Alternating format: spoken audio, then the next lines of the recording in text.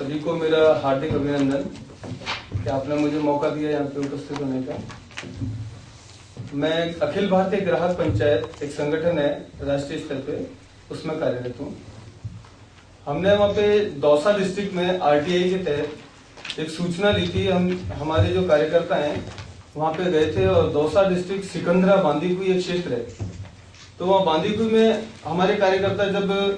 Health activist हैं तो वहाँ पे वो देख रहे थे, तो पता चला कि एक गांव में करीब करीब सभी महिलाओं का यूट्रस निकाला जा चुका था और उनकी प्रॉब्लम हो रही थी, किसी का जी मचलाना, उल्टी और इस प्रकार की प्रॉब्लम्स उनको क्रिएट हो रही थी। तो हमने एक आरटीआई में सूचना मांगी कि वहाँ पे दौसा में 5 हॉस्पिटल हैं, मेजर हॉस्पिटल्स हैं, उनमें जो ऑपरेट वगैरह है सारी प्रोसीडिंग्स होती है। तो उन 5 प्राइवेट हॉस्पिटल्स में हमने आरटीआई के तहत सूचना मांगी और उस सूचना में ये आया कि हमने ये मांगा कि कितने ऑपरेशन आपके हॉस्पिटल में अभी तक हुए हैं लास्ट 6 मंथ में, और लास्ट 6 मंथ में कितने ऑपरेशन हुए टोटल और उनमें यूट्रस के केसेस कितने। तो पता चला कि करीब करीब 90% केसेस में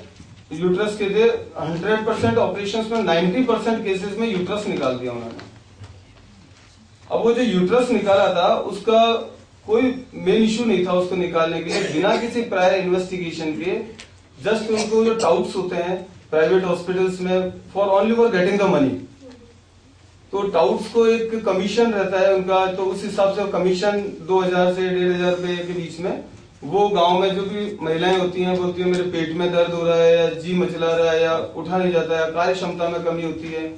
तो वो लोग उनको ले जाते हैं हॉस्पिटल और हॉस्पिटल ले जाके और वो डायरेक्ट डॉक्टर हल्की सी इन्वेस्टिगेशन करता है, बोले आपके पेट में दर्द है और हमने इन्वेस्टिगेशन किया और आपके कैंसर हो सकता है और ये ब्लास्ट हो सकती है, तो आपके तकलीफ है, अदरवाइज आप मर भी जाएंगे अगर 2-3 दिन के अंदर ऑपरेशन नहीं कराया तो दैट इज वेरी डेंजरस। उस प्रकार का भय दिखा के उनको और उनसे पैसा ऐंठने के चक्कर में उनका ऑपरेशन कर देते हैं और उनसे अंगूठा लगवा लेते हैं ऑपरेशन के लिए। तो वो सारी चीजें जब देखी तो हमने एक गांव में फाइंडिंग की, पता चला कि एक गांव में तो करीब करीब सारी जितनी भी महिलाएं थी उनमें से किसी भी महिला के यूट्रस नहीं था और all of the womens are facing this problem. जो प्रॉब्लम उनके पहले से एग्जिस्ट थी वो प्रॉब्लम वापस से वो की वही प्रॉब्लम थी, कंटिन्यू थी, लेकिन उस प्रॉब्लम में उनको कोई बेनिफिट नहीं मिला और उनका अननेसेसरी यूट्रस उन्होंने निकाल दिया था। तो हमने जो फैक्ट फाइंडिंग की थी वहां पे ऐसा 226 महिलाओं का यूट्रस निकाला जा चुका था जिसकी कोई आवश्यकता नहीं थी, तो 90% के करीब था और वहां हॉस्पिटल्स में 5000 से 15000 20,000 रुपए तक की उनसे यूट्रस के वो ऑपरेशन की फीस ली जाती थी। केवल ये यूट्रस निकालने का इसलिए कि अगर पेट के दर्द की अगर कोई दवाई देंगे या कोई क्योर करेंगे तो हो सकता है वो ठीक हो जाएगी, लेकिन उनको उनका पैसा नहीं मिलेगा। तो पैसा बनाने के लिए उन्होंने करीब करीब सभी महिलाएं जैसे ही आती उनका यूट्रस निकाला। इट इज वेरी सिंपल, उन्होंने निकाल के अलग दिया। डॉक्टर साहब बताएंगे क्या होता है प्रोसीजर, तो बाकी वो सारा प्रोसीजर था उनका। हमने जो आरटीआई में लिया उसमें Vijay hospital, Madan hospital, Balaji hospital, ये 3 हॉस्पिटल थे। इनसे हमने पूरा आरटीआई में डिटेल से लिया था। विजय हॉस्पिटल में अप्रैल में 27 यूट्रस के ऑपरेशन हुए, टोटल 30 थे जिसमें से 27 यूट्रस के थे। मई में 10 ऑपरेशन हुए, जून में 11 हुए, जुलाई में 6, अगस्त में 13 और सितंबर में 4। ऐसे मदान हॉस्पिटल में भी 27, 25, 30 लास्ट 6 मंथ के जो हमने आंकड़े लिए उन लास्ट 6 मंथ में मोर देन 90% के केसेस यूट्रस केसेस के थे। अब इनमें से सबसे बड़े चौंकाने वाले तथ्य ये थे कि जब हमने वहां पर जाकर देखा, एचआरएलएन की टीम भी गई थी, हमने वहां पे उनके एफिडेविट भी लिए थे महिलाओं के, तो ऐसी महिलाएं थी जिनके कोई बच्चा नहीं था, उनका भी उन्होंने यूट्रस निकाल दिया था। बहुत ज्यादा ऐसी स्थिति हो गई थी कि जो महिला अभी करीब 22 साल की उम्र थी उसकी और उसका यूट्रस निकाल दिया तो उससे वो कभी फ्यूचर में मां तो बनी नहीं सकती और she is not fit for a mother. तो ऐसी ऐसी जो डायर कंडीशंस थी उसको देखते हुए उसे चौंकाने वाले ऐसे तथ्य नजर आए। फिर हमने उसके लिए डिस्ट्रिक्ट कलेक्टर था और डिस्ट्रिक्ट कलेक्टर को हमने एक एप्लीकेशन दी कि इसके ऊपर इन्वेस्टिगेशन की जाए और एक टीम कंडक्ट की जाए, टीम गठित की जाए कि ऐसा क्यों हो रहा है कि सभी लोग प्राइवेट हॉस्पिटल्स में भग रहे हैं और वहां पे ऑपरेशन हो रहे हैं और वो डायरेक्ट डॉक्टर क्या एलिजिबल है ऑपरेशन के लिए, नहीं है। तो डिस्ट्रिक्ट कलेक्टर ने एक CMHO लेवल पे, डिस्ट्रिक्ट लेवल पे कमेटी गठित की, लेकिन उस कमेटी से we are not happy because उस वहां पे क्या जो एनेस्थेशियन होते हैं, एनेस्थेशियन एक गवर्नमेंट हॉस्पिटल के ही थे, वही एनेस्थेशियन सारे प्राइवेट हॉस्पिटल्स में जा जाके एनेस्थेशियन करते थे, वो भी उस टीम के मेंबर थे। तो वो अपने अगेंस्ट ऐसी कोई भी फैक्ट फाइंडिंग आने नहीं देंगे कि ये गलत ऑपरेशन हुआ है, ऐसा कुछ था। तो CMHO की टीम थी, CMHO टीम में उसमें लास्ट में कंक्लूजन निकला, उसमें सारी फाइंडिंग्स है कि भाई इतने ऑपरेशन हुए, इतने यूट्रस के थे, वो जो हमारे आंकड़े थे क्योंकि हमने RTI में ले रखे थे, तो वो सारे के सारे आंकड़े वो डिस्ट्रॉय भी नहीं कर सकते थे हॉस्पिटल वाले और वो उसमें आ गए। लेकिन वो जो रिपोर्ट जो इन्होंने दी वो पूरी गोलमोल करने वाली थी, लेकिन जो उसका कंक्लूजन था उसमें खुद अपने को भी स्पष्ट हो जाएगा कि इसका जो कंक्लूजन था रिपोर्ट का, उसमें था प्राइवेट अस्पतालों पर सरकार का कोई नियंत्रण नहीं है। In Rajasthan there is no control of private hospital because वहां पे एक क्लिनिकल एस्टेब्लिशमेंट एक्ट है, उसका ड्राफ्ट अभी तैयार हो गया था और मंजूरी भी हो गई थी उसको, लेकिन अभी तक वो इम्प्लीमेंट नहीं हो पा रहा। उसमें कुछ कमियां है या जो भी है, डिले कर रही है सरकार 3 साल 4 साल से उस चीज को पास करने के बावजूद उसका कोई अभी तक इम्प्लीमेंटेशन नहीं हुआ। उसका रीजन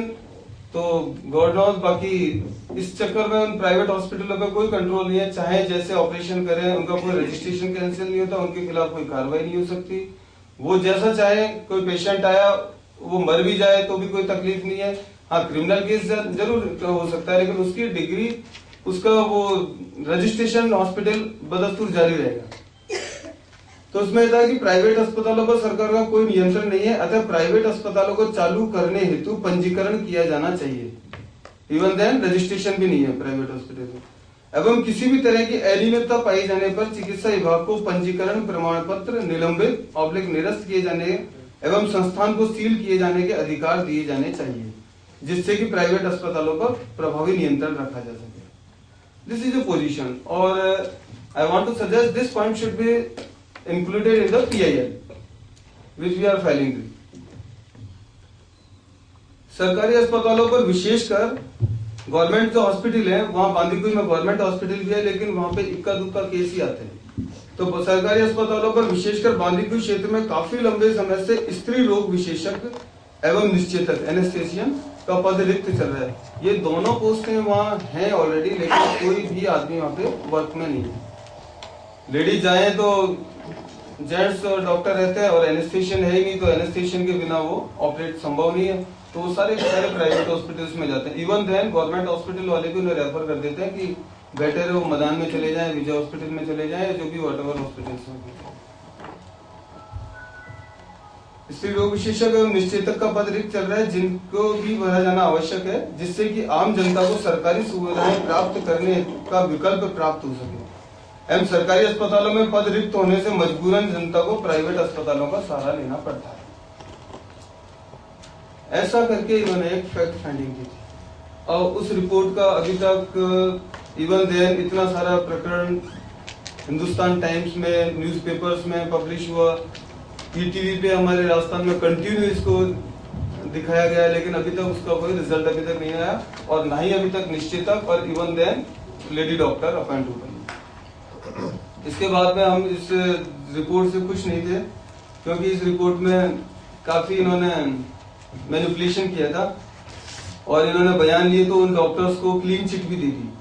उसमें जो हमने महिलाएं बताई थी कि इनको तो हमने एग्जैक्टली देखा है, इनका आप बयान लें, लेकिन इन्होंने कहा बयानों के आधार पर कुल 58 महिलाओं में से 52 अपने बच्चेदानी के ऑपरेशन से संतुष्ट थी, मतलब 58 में से 52 सेटिस्फाइड थी, लेकिन 6 महिलाएं असंतुष्ट थी। ऑपरेशन के बाद पेट दर्द, चक्कर आना आदि की शिकायतें बताई, जिनमें से 4 महिलाओं ने चिकित्सकों द्वारा कैंसर मृत्यु का भय दिखाने की बात कही। ये फैक्ट है कि वो सारे ऑपरेशन किए गए थे, उनमें उनको कैंसर या डेथ हो जाएगी तुम्हारी अगर आज के आज नहीं कराया ऑपरेशन, ये सारी चीजें एप्रीहेंशन दिखाकर उनका ऑपरेशन किया गया था। उसके बाद हमने CM से भी मिले और काफी हमने प्रयास किए, तो हमने एक स्टेट लेवल कमेटी कंडक्ट करने के लिए प्रपोजल दिया था। तो लास्टली अल्टीमेटली ये हुआ कि स्टेट लेवल कमेटी के लिए सीएम ने और ओएसडी जो सीएम के थे उन्होंने कहा कि हम जल्दी ही इसको एक स्टेट लेवल कमेटी कंडक्ट करेंगे और इस पूरे मामले की जांच करेगी कि क्यों इतने ऑपरेशन हुए और क्यों, क्या नेसेसरी थे ऑपरेशन, और ऑपरेशन करने से पहले क्या उनकी प्रिकॉशंस रखनी चाहिए थी, कौन कौन से टेस्ट होने चाहिए थे। डॉक्टर से भी हमने ओपिनियन ली, तो उनका भी यही था कि अगर आंख में कोई इन्फेक्शन है तो इसका अल्टरनेट ये नहीं है कि आंख को निकाल दिया जाए, नाक के ऊपर कोई फंसी है तो ये नहीं कि उसकी नाक काट दी जाए। उसी प्रकार यूट्रस में भी अगर कोई इन्फेक्शन है, कोई प्रॉब्लम है तो दैट शुड बी क्योरेबल। और इस प्रकार से उन्होंने अभी जो हमारे जो चिकित्सा मंत्री थे वहां पे स्टेट के, उनको भी कहा था, तो उन्होंने भी एश्योरेंस दिया था, अखबार में भी बड़ा सारा एक एडवर्टाइज वो स्टेटमेंट दिया कि हम जल्दी स्टेट लेवल कमेटी गठित कर रहे हैं और उसके ऊपर जांच होगी। लेकिन आज 1 साल हो गया, उस 1 साल में अभी तक ऐसी कोई स्टेट लेवल कमेटी का अपॉइंट नहीं हो पाई और ना ही उसका कोई इन्वेस्टिगेशन है और ना ही उन डॉक्टर्स के खिलाफ कुछ हो पाया। इवन देन यहाँ तक जरूर हुआ कि जैसे ही हमने एक्शन लिया, अखबारों में न्यूज़पेपर में ये बात आई, ग्राहक पंचायत के कार्यकर्ता वहां पे जाकर पहुंचे, तो इतना जरूर असर हुआ कि उन डॉक्टर्स ने कि ये हमारे खिलाफ भ्रांतियां फैला रहे हैं और हमारे को मिसगाइड कर रहे हैं, ये ऐसा कुछ भी नहीं हुआ। तो उन्होंने वहां पे स्ट्राइक कर दी 5 दिन डॉक्टर्स ने, और उनको कॉपरेट उन्होंने किया, वो केमिस्ट ने भी सबने कॉपरेट किया और वो स्ट्राइक के कारण 2 दिन तक वहां कोई काम नहीं हो पाया। खैर बेटर है कि ऐसे ऑपरेशन से तो बढ़िया है कि वो स्ट्राइक पे रहते ज्यादा ठीक था, लेकिन वो सारा विरोध जताने के लिए। ये मेरा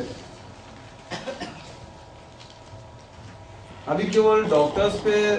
हमारे राजस्थान में एक पीसीपीएनडीटी एक्ट है,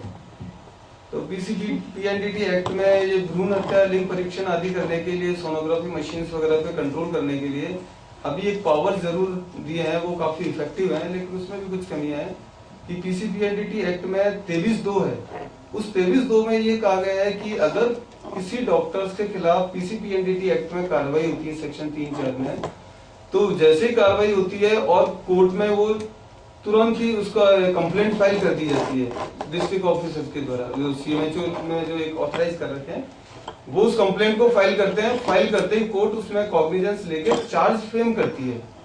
तो चार्ज फ्रेम करना इनिशियल स्टेज है। तो जैसे ही अगर किसी डॉक्टर्स के खिलाफ चार्ज फ्रेम हो जाते हैं, तो चार्ज फ्रेम होने के तुरंत बाद immediately state medical council, Rajasthan medical council उसको चार्ज फ्रेम होने के विदिन 30 डेज उसका सस्पेंड कर देगी लाइसेंस।